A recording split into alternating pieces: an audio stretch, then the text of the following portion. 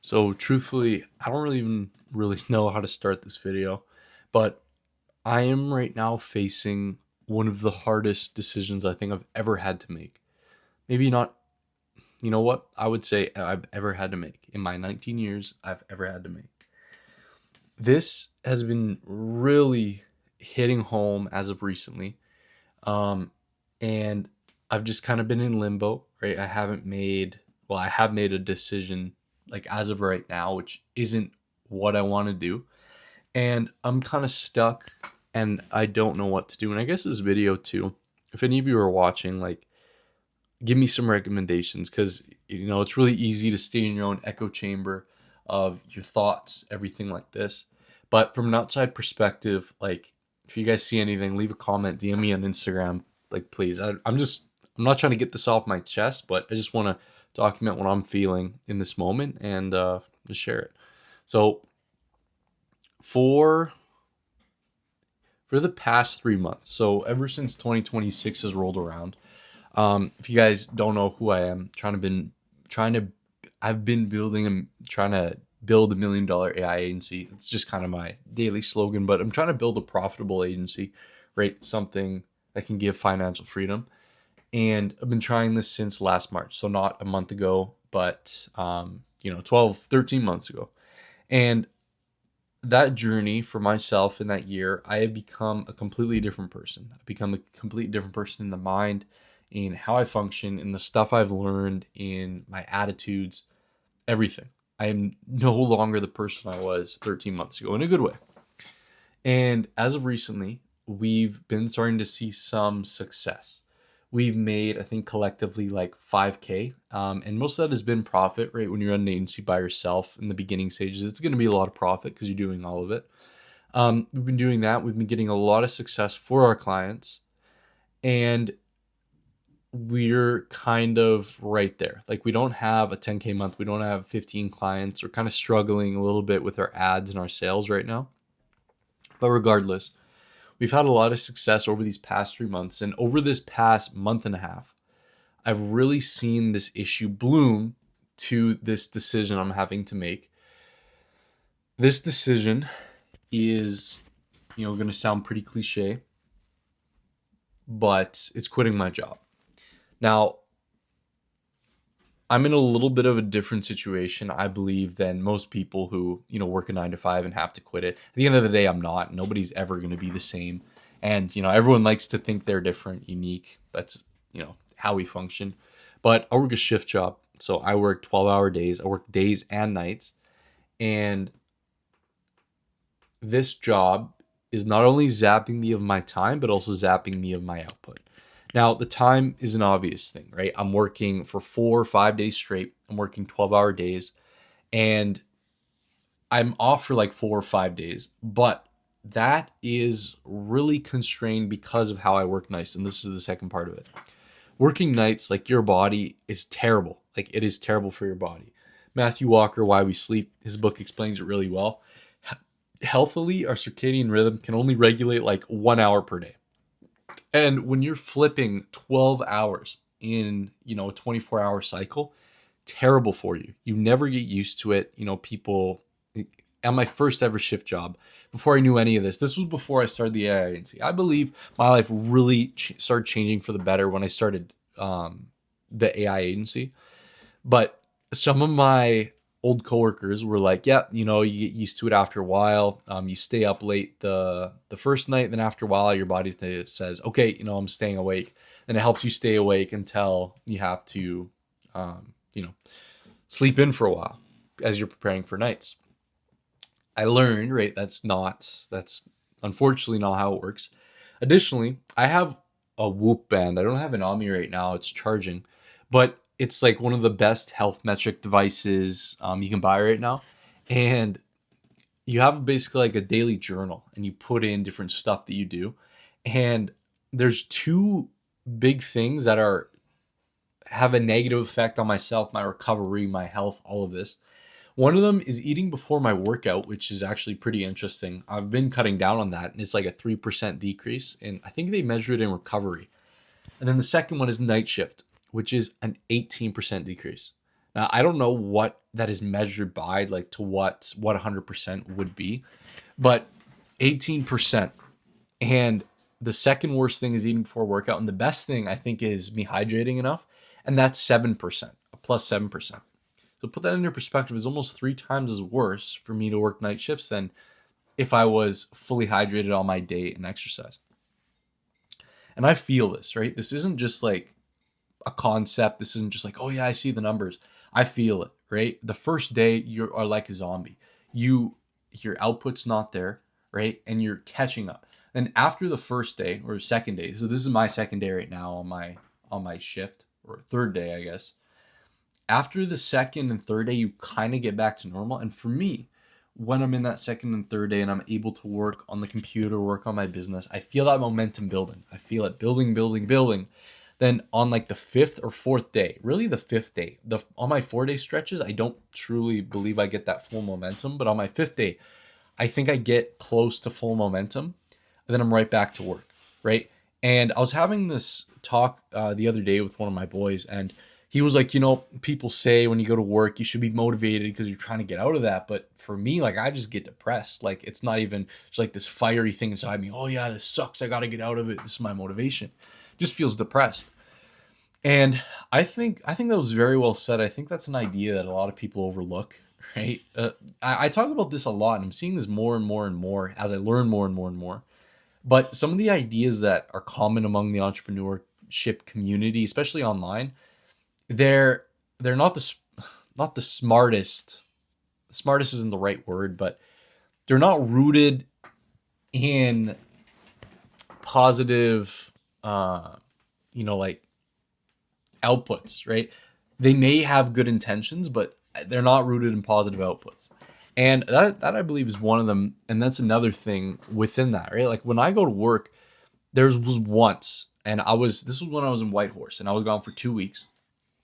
And the first day I got back, again, it wasn't like I was feeling like, oh yeah, I'm this fire inside me to quit. I just didn't care, right? Like people were calling me on the radio. I was like out of it. I'm like, I don't care. I don't care. Like obviously I was answering the radio and being nice, but like if management was there and trying to tell me to do stuff, and I was just like, yeah, bring it on, buddy. Bring it on. Like I wasn't rude to anyone, but in the back of my mind, I was like, wow, like I don't give a rat's ass about this place. That's the closest I think I've ever gotten to that. But otherwise, just like my boy was saying, like you go back in, and I'm sure if any of you work shift, you'll know what I mean, especially night shift, 100% night shift. You go back in, and it's just like this dull, like, oh, one of my favorite quotes is the greatest enemy, the enemy of the great is the good. What that means is that the enemy of, exceptional, extraordinary achievement is good, right? Is that comfort level, because then you feel like you don't have to keep going, right? And that's what I feel a lot. And especially when you're getting off a night shift, you already lose that day and a half.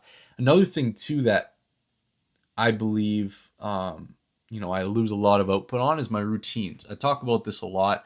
I've made videos about how I never ever sleep in on days where I want to wake up. Double alarm system. Make sure you check out that video. I think the video is like how I wake up every single day, scientific proof method or something. So scroll through that, find that. And additionally, a lot of things that I do to set myself up for success. So the book Atomic Habits, I have it right here. It's not squish my glasses. Atomic Habits, amazing book. Everyone should read this book. And a big thing behind this is like making your hard things easy to do and your easy things hard to do. For me, when I was working days, when I was just like straight days, I wasn't shift, I would wake up between 6 to 7 every single day, no matter what it was. And when I woke up at 6, right, I was energized, I was ready for the day. And then I would go to bed at 10 every single day, and I had that good routine. I was able to, work until 11, 12 on the one thing, right? Again, the one thing, that's another book. I don't have it here, I have it in my living room. But, you want to focus on the same thing every morning. Mornings when your glycogen in your brain, glycogen is the focus chemical, it's like the sugar, highest. So you have the most focus on something, right? I was able to do that every single day. And now this is what my days off looks like, right? First day, I sleep until noon or however long I can sleep. I'm like a zombie. I try to go to bed at 10 o'clock, even though I'm so tired. I only fall asleep at 12, 1, just because, you're so out of it. The next day, right, you have a little bit of problem falling asleep again, but you sleep until noon and you're still pretty tired. The third day, you're almost back to normal. You still feel those wisps of those tiredness. I still feel that. I can go to bed right now, but I wanted to make this. And then fourth and fifth day, you're pretty much back into it, right? And going back on the sleep rule, that's like 2-3 hours, right? 2-3 days, you're back to your normal rhythm. And then it gets demolished again, right? Cut in half again. And it's so difficult. And going back to the main idea of this video, I know I have to quit, right? Like, I know this is not sustainable for me. I'm zapping so much time. I feel like I'm losing so much output. And not even that, but the days that I'm off, I'm also losing output, right? And I feel that. The only issue is that I'm not making the money that I want it to be making, right? Like, to be self-sustainable, I believe I need to make like 3 or 4K in profit. Now, revenue and profit are very different, and this is something I'm learning a lot. There's memes about drop shippers. It's like when you made 50K but 28K, the payouts are on hold. You outsourced 20K of it. You paid your partner 5K, and you have 11K in chargebacks, but you still got the 50K a month screenshot. I find that really funny now because I understand it, right? Like, you can make 10K once you pay out your team. I don't really have a team yet, but once you pay out your team, your software is blah blah blah, all of this, it's not 10K, right? But I believe I have to have like 3-4K a month in profit, and we're only at like 2K for the agency a month. And that's between 3 of us, and that's minus, we're still paying a lot of expenses per month. So I'm not at that point yet. Additionally, I live with my parents right now. Very lucky that I'm able to do this. I still have to pay rent, but I'm really blessed, right? It's a very good situation I'm in. I couldn't be in a better situation. If I were to quit, they would kick me out, right? So that's another thing. I'd have to self-support myself. I have a little bit of savings, but nothing crazy. Like, I could support myself for maybe 6 to 9 months, right? And you know what? Maybe that's a lot, right? Again, it's that cocoon that I'm inside of. Outside perspective, is 6 to 9 months a lot? I feel like these last 3 months have just flew by, right? This first quarter, I haven't got what I wanted to get done yet. To some extent, I have like 4 main goals for the quarter. I've hit 2 of them. But anyways, that's enough blabbering. Not blabbering, but that's kind of the thought process behind this. I know that this is something I'm going to have to do, but to when, right? And is me waiting until I hit that 3K month, that time where I could have spent working towards it and achieving that way quicker, right? Am I losing time there? Or if I quit right now, right? I live on my own for, let's say, 6 months. I don't get much. I don't achieve as much as I thought I would, right? I don't make that 3 to 4K a month profit. What do I do then, right? Maybe I work an even crappier job for less money. So there's a lot of stuff to consider here. And I guess a lesson taking from this. Again, I want to end everything with a lesson.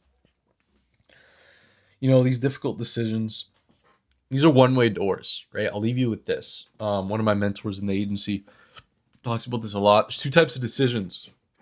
There's a one-way door and there's, I don't know what he called it, 2-way door. Basically, the one-way door is you go out of it and you can't come back, right? Or it's very hard to come back. Those are your important decisions that you have to ponder on. Then your 2-way doors are ones that you could easily reverse, right? Like, let's say ad spend switching to $60 a day instead of $50. Really easy to reverse. But quitting a job, right? Let's say finding a new business partner. Those are one-way doors. And when you have those one-way doors, you need to take some thought into it, right? But at the same time, you can't be undecisive. You got to know. And right now I'm in that limbo. I'm in that undecisive state. So that's that. Again, I would really appreciate input from everyone. I know it's kind of funny, like asking for input from strangers online, but I think I've done a good enough job at this point to attract people who I respect, right? Attract people who think differently than everyone else and can give me true insight that I would respect listening to. So if anyone, in 15 minutes, I don't have my glasses on, that's why I'm squinting. But if anyone has that insight, please give it to me. I want it. But yeah, that's that. Thank you guys for watching. If you came this far, make sure to follow me on Instagram. DM me on Instagram, again, for anything. I love answering anything. as well join my free AI agency Discord if you're into that, right, into joining or learning to build an agency. In the skills inside of an agency, made videos on this before.